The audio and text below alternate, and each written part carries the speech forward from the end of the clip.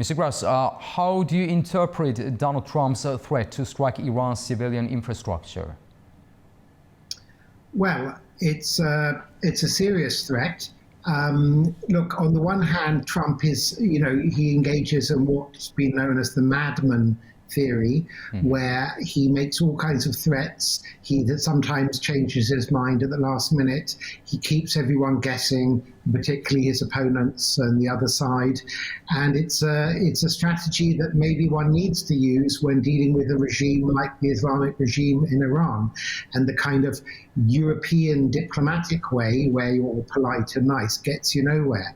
So Trump's made lots of threats. What he's actually going to do if the Iranians don't open the Strait of Hormuz remains to be seen, because obviously he doesn't want to lose the support of the Iranian people, not the regime, by making their life too hard. On the other hand, he has to hit the regime hard enough to win this war. Mr. Grass, Iran says retaliation will be more devastating. What could that realistically look like? Well, they're already doing a lot. Look, in Israel, for example, they are hitting everywhere civilian targets with cluster bombs, right from the north of the country, right down to Eilat in the south of the country. You have, as I speak, rescuers looking for 2 more bodies in the rubble of a residential block of apartment buildings, block of flats in Haifa in northern Israel. You have a 34-year-old who in serious condition, having been struck by a part of a cluster bomb this morning in the town of Petah Tikva, which is near Tel Aviv. I'm not quite sure what more Iran could do vis-a-vis Israel. Vis-a-vis the Gulf states, they could start attacking civilian targets. At the present time, they've hit infrastructural targets in the Gulf states. I don't think they will do that, Iran. I'm not sure what more they can do. They're already doing everything they can.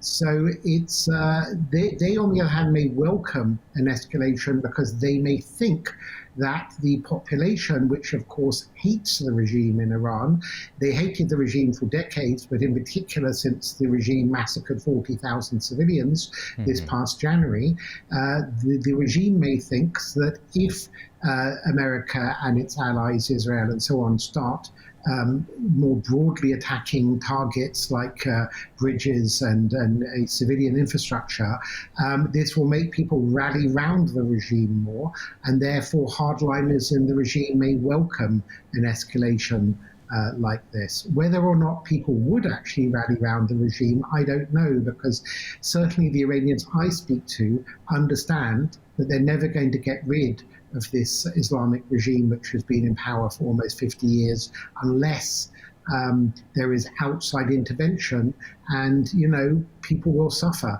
There's no other way to remove a regime like this. They are not going to voluntarily give up power. Mr. Grass, due to the disruption in the Strait of Hormuz, oil prices have surged above $100 per barrel. Do you expect this trend to continue or stabilize? Well, it's very hard to know. Both options are possible. Look, obviously the oil market's very volatile. About 20% of the world's oil goes through the Strait of Hormuz, and also some gas. But what I would say a bit more widely is that it says something that the world media and opponents to this war keep on talking about oil prices. There's something much bigger at stake here than just oil prices. That is preventing a ideologically crazy, expansionist, radical Islamic regime in Tehran from getting a nuclear arsenal, from getting ever stronger, ever longer range ballistic missiles, and threatening not just Middle Eastern countries, but the whole world. Vis-a-vis oil prices, there have been cases before where oil went up much more. I believe in the 1970s it quadrupled, and the West adapted. President Carter, I think, brought in a 55-mile-an-hour speed limit so as not to use so much oil in America. Also, Saudi Arabia, for example, could build pipelines to the Mediterranean coast, to Egypt, Israel, Lebanon, and so on, so that oil wouldn't have to go through the Strait of Hormuz. Saudi Arabia is building what, quite frankly, is a ridiculous city called Neom, and it's even more ridiculous. It wants to build ski resorts in Saudi Arabia. So if they can build ski resorts, they definitely can build an oil pipeline so that the oil doesn't have to go through the Strait of Hormuz. And, maybe there'll be short-term pain in oil increases for a few weeks, but these things can be dealt with. And it's time we, at least in Western countries, no longer relied on oil and gas that's only coming from countries, where Iran has control or Russia has control, and become more energy self-sufficient. Britain, for example, where I grew up and I'm from, they, for environmental reasons, have refused to drill for new oil. But I would say that Britain should be independent, energy independent, and not have to rely on Russia and Iran and so on. And they should drill for new oil. We've seen strikes in Haifa. How is Israel assessing the scale of the threat right now? So it's very bad in Israel because what's happened is Israel has amazing missile defense technology, but what the Iranians have done is they've adapted these heavy ballistic missiles to explode into ever more smaller cluster munitions, and the Israeli missile defense cannot capture all the cluster bomblets. So if the incoming missile, becomes explodes into 80 different missiles, cluster munitions that land all over the place, no missile defense in the world can capture all 80. The Israeli missile defense is amazing. It does capture 90 to 95% of them, but unfortunately some get through and there are some fatalities.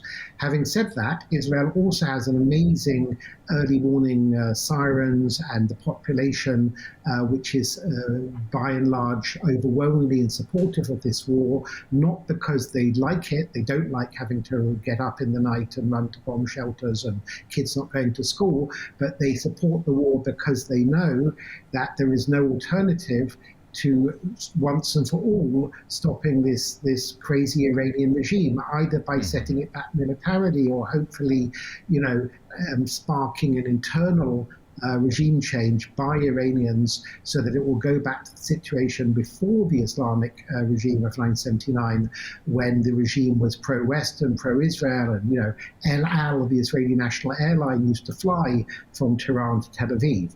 So, but the situation's obviously not good. They are, it's been going on for 5 weeks. It's very disruptive.